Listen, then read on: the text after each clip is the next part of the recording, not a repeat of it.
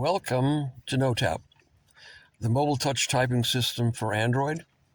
It's faster than print and cursive.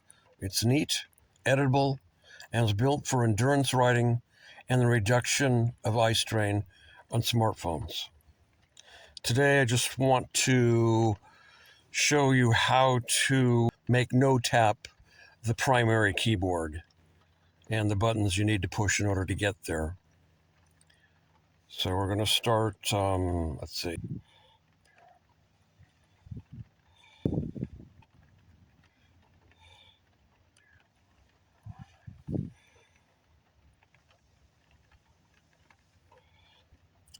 So we want to go to System, Settings and System.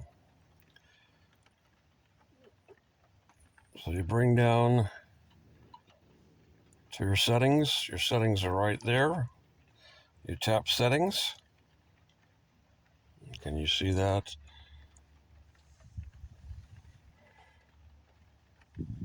And you want to go down to System.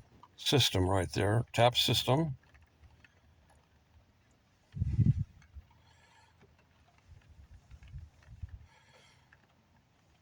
And say Language and Input on the top. Language and Input. And right here it says On-Screen Keyboard. You tap On-Screen Keyboard. And if you download the app, Notap will be a choice here. And you put it in the on position.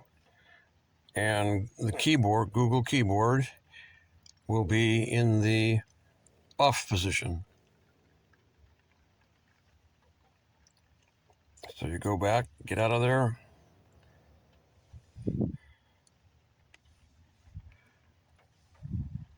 And then you're back to the keyboard. And if you want to switch between the main keyboard, which would be Notap, and Gboard, it's very easy. I'll explain it in another video, but I'll do it again. You tap the screen, the writing area, and this is the Notap keyboard.